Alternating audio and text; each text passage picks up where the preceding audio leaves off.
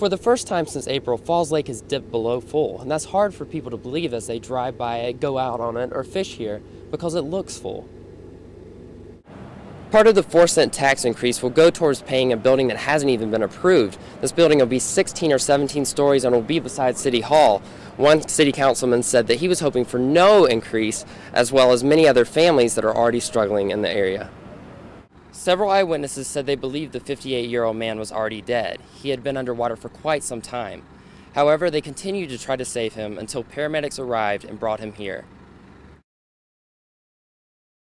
What if some recreational opportunities weren't available because of your sex? Sam Johnson has that story.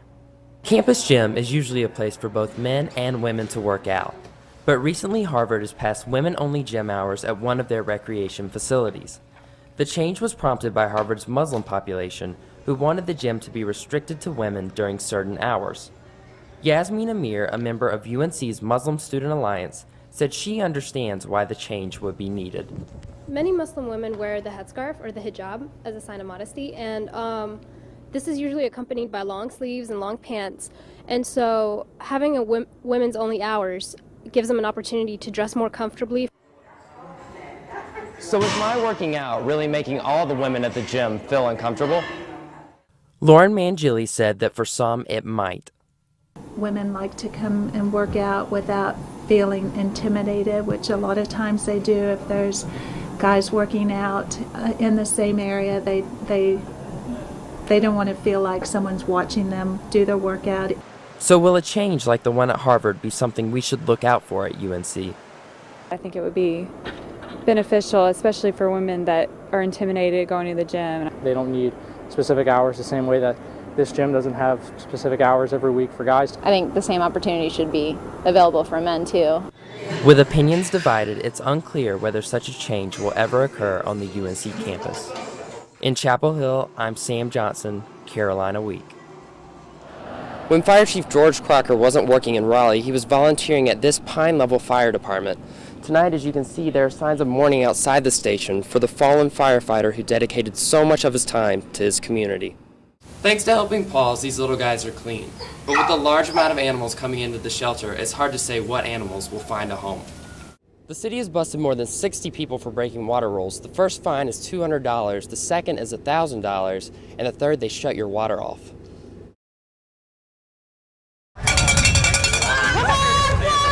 Of the many environmental groups at UNC, one that's plowing new ground is the Garden Co-op. And if you happen to stroll behind Keenan Hall, you can see just what these students are all about. The group centers around his organic garden. Well, the Garden Co-op is all about giving students a chance to get their hands in the dirt and grow some of their own food while learning about organic gardening and getting together with other people. The co-op recently hosted a grow-a-thon to show off the garden. The group had activities like three-legged racing, live music, and members even danced around a maypole. Everyone was having so much fun that I decided to let loose and get my face painted. And of course, it was eco-friendly. The co-op also collected money via a bake sale. Hollis Rhinelander was impressed with the turnout. I think that sustainable agriculture, organic gardening, local food is becoming a really, really big issue, and so I think today's turnout is kind of indicative of that. Co-op member David Hamilton says everyone benefits by being agriculturally in tune.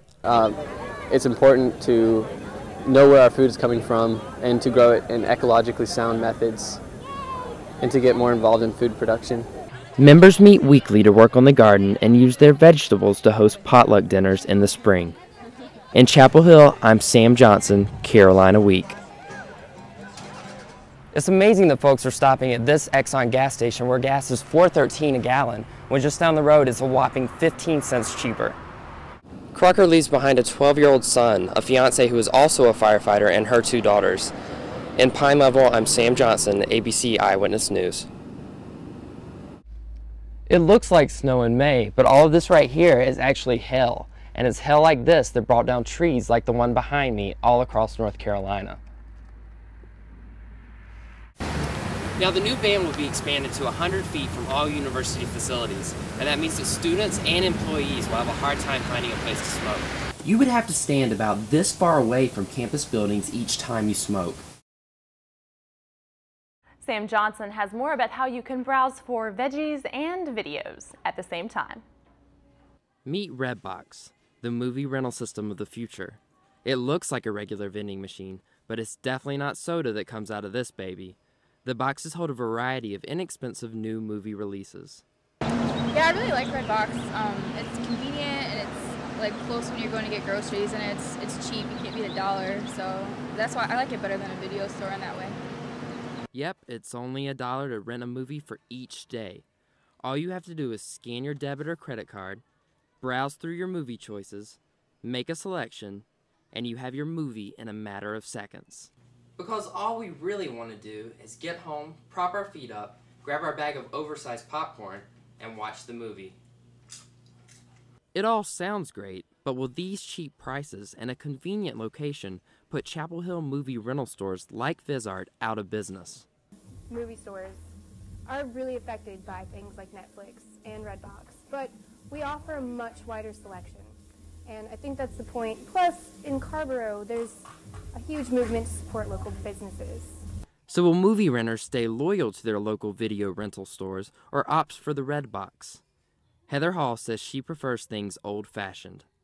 It's kind of convenient because, you can go and just grab a movie while you're getting your groceries, but sometimes I'll really want a certain movie and they won't have it. So I guess overall I prefer the video store. The selection issue seems to be a main concern, so if the people who stock Redboxes address that, the boxes could become a major competitor to other methods of movie distribution. In Chapel Hill, I'm Sam Johnson, Carolina Week.